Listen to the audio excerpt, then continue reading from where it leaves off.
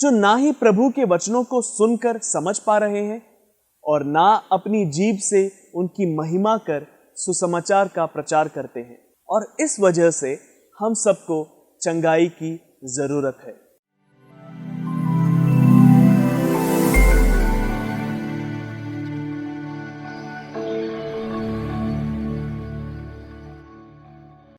प्यारे भाइयों और बहनों, संत मार्कुस से लिए गए आज के सुसमाचार में हम एक बहरे और गूंगे व्यक्ति के स्वास्थ्य लाभ के बारे में पढ़ते हैं।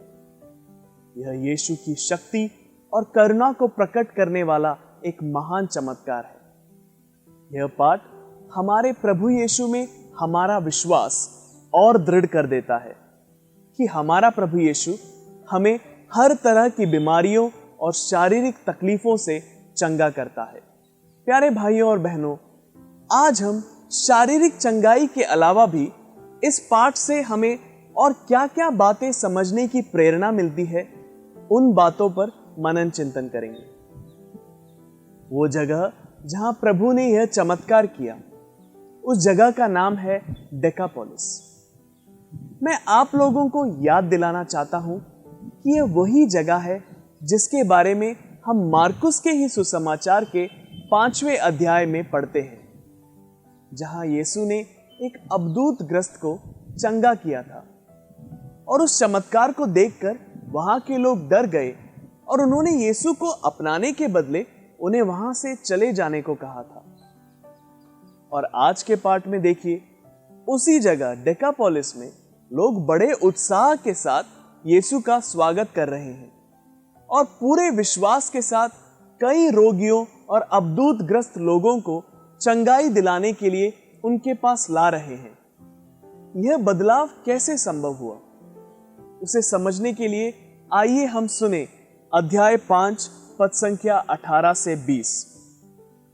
ईसा नाव पर चढ़ ही रहे थे कि उस अबदूत ग्रस्त ने बड़े आग्रह के साथ प्रार्थना की, मुझे अपने पास रहने दीजिए। उसकी प्रार्थना अस्वीकार करते हुए यीशु ने कहा, अपने लोगों के पास अपने घर जाओ और उन्हें बता दो कि प्रभु ने तुम्हारे लिए क्या क्या किया है और तुम पर किस तरह की कृपा की है। वह चला गया और सारे डेकापोलिस में यह सुनाता फिरता कि यीशु ने उसके लिए क्या क्या किया था, और सब लोग अचंभे में पड़ जाते थे। तो लोगों के मन में यह बदलाव उस अबदूत ग्रस्त व्यक्ति की गवाही देने के वजह से आई। उसने अपने पूरे प्रदेश में घूम घूम कर यीशु ने उसके जीवन में जो चमत्कार दिखाया उसके बारे में लोगों को बताया, और लोगों ने यीशु पर विश्वास करना शुरू किया। प्यारे भाइयों और बहनों, हम भी जो अपने जीवन में प्रभु को अनुभव कर चुके हैं, क्या ये हमारा कर्तव्य नहीं कि अपने प्रदेश और लोगों के बीच में प्रभु की महिमा करें, जिससे कि वह लोग जो प्रभु को नहीं जानते वह भी प्रभु को पहचाने और उनके पास आए। प्यारे भाइयों और बहनों, यीशु के शिष्य होने पर भी हम में से जो लोग अपने इस कर्तव्य को पूरा नहीं कर पा रहे हैं, शायद वह आज के सुसमाचार के रोगी की तरह बहरे और गूंगे हैं, जो ना ही प्रभु के वचनों को सुनकर समझ पा रहे हैं और ना अपनी जीभ से उनकी महिमा कर सुसमाचार का प्रचार करते हैं। और इस वजह से हम सबको चंगाई की जरूरत है। आज के सुसमाचार में हम ऐसा सुनते हैं, ईसा ने उसे भीड़ से अलग एकांत में ले जाकर उसके कानों में अपनी उंगलियां डाल दी और उसकी जीभ पर अपना थूक लगाया। फिर आकाश की ओर आंखें उठाकर उन्होंने आह भरी और उससे कहा, एफाता अर्थात खुल जा। उसी क्षण उसके कान खुल गए और उसकी जीभ का बंधन छूट गया, जिससे वह अच्छी तरह बोला। प्यारे भाइयों और बहनों, प्रभु यीशु ने उस व्यक्ति को भीड़ में से दूर एकांत में ले जाकर यह सब क्यों किया? वो तो सिर्फ एक चुटकी बजाकर उसको चंगा कर सकते थे। संत मार्कुस हमसे क्या कहना चाहते हैं?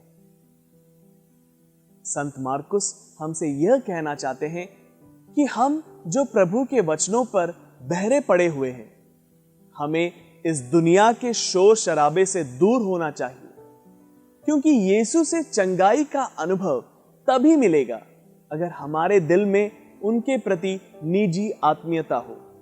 व्यक्तिगत रूप से और सामुदायिक रूप से कलीसिया में आज कई बार हम प्रभु के वचनों को नहीं सुन पा रहे हैं और इसी वजह से हमारे जीव बंधे पड़े हैं और हम प्रभु के सुसमाचार का प्रचार अपने समय के लोगों के बीच नहीं कर पा रहे हैं।